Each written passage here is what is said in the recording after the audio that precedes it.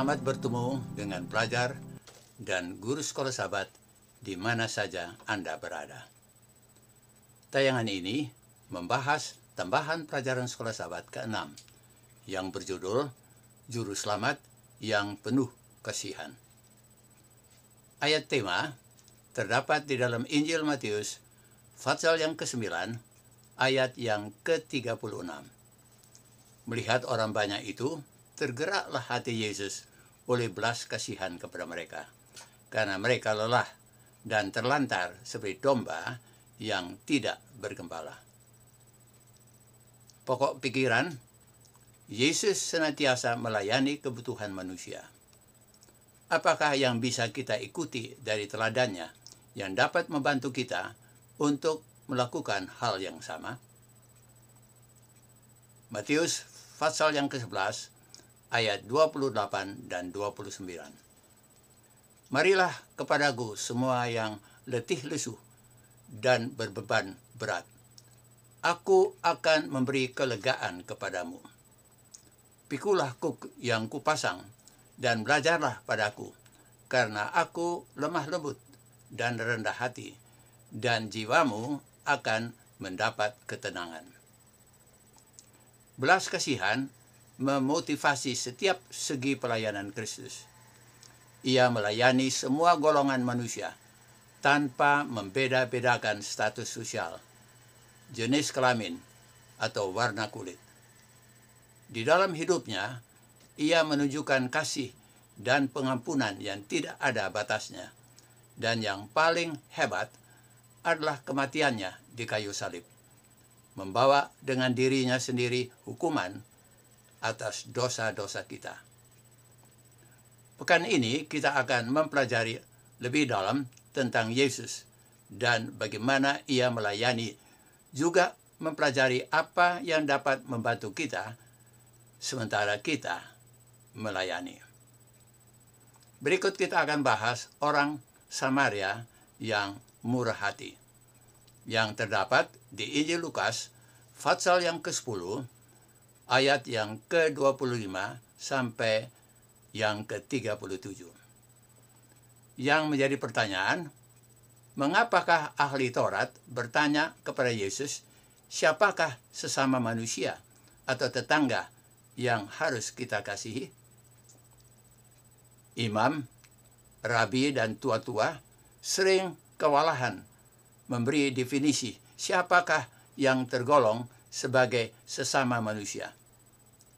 Mereka berpendapat bahwa hubungan dengan orang banyak yang tidak berpengetahuan dan tak acuh itu akan menajiskan diri mereka dan kemudian hanya merepotkan mereka dalam menyucikan diri. Di kalangan orang Yahudi, pertanyaan ini menyebabkan perdebatan yang tidak habis-habisnya. Mereka tidak lagi meragukan bahwa orang kafir dan orang Samaria adalah orang asing dan musuh. Dalam cerita tentang orang Samaria yang murah hatinya, Kristus melukiskan sifat agama yang benar. Ia menunjukkan bahwa agama yang benar itu bukannya bergantung pada peraturan, kepercayaan, atau upacara agama, melainkan dalam melakukan perbuatan kasih, membawa keuntungan terbesar kepada orang lain, dan kebaikan sejati. Yesus telah menunjukkan bahwa sesama manusia bukan saja berarti seorang yang segereja atau seiman dengan kita. Tidak ada hubungan dengan suku, warna kulit, atau perbedaan golongan. Sesama manusia ialah setiap orang yang dilukai dan ditindih oleh musuh. Sesama manusia ialah setiap orang yang menjadi milik Allah. Yesus memberikan suatu gambaran tentang dirinya sendiri dan tugasnya. Manusia telah tertipu, tertindih, dirampok, dan disiksa oleh setan, dan ditinggalkan untuk binasa. Tetapi Juru Selamat mempunyai belas kasihan atas keadaan kita yang tidak berdaya. Ia meninggalkan kemuliaannya agar datang menyelamatkan kita. Didapatinya kita dalam keadaan hampir mati, dan ia menanggung beban kita. Ia menyembuhkan luka-luka kita. Ia menutupi kita dengan jubah kebenarannya. Ia membuka bagi kita suatu perlindungan yang aman dan mengadakan persediaan yang sempurna bagi kita atas tanggungannya sendiri. Ia mati untuk menebus kita. Sambil menunjuk kepada teladannya sendiri, ia mengatakan kepada para pengikutnya, "Inilah perintahku kepadamu, kasihilah seorang akan yang lain. Sama seperti aku telah mengasihi kamu, demikian pula kamu harus saling mengasihi." Kepada imam-imam, rabi-rabi, tua-tua, dan masing-masing kita, Tuhan katakan, "Pergilah dan perbuatlah demikian."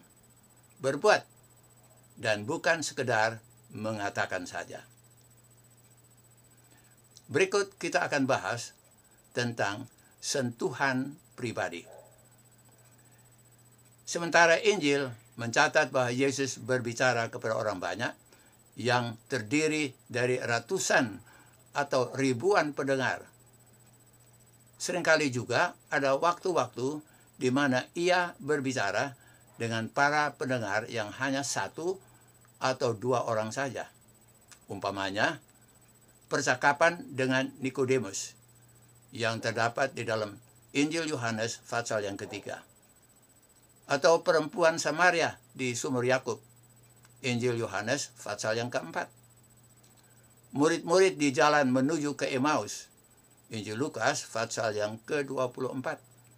Semuanya ada contoh-contoh ketika dia mengambil waktu untuk memusatkan perhatian pada kebutuhan pribadi para pengikutnya.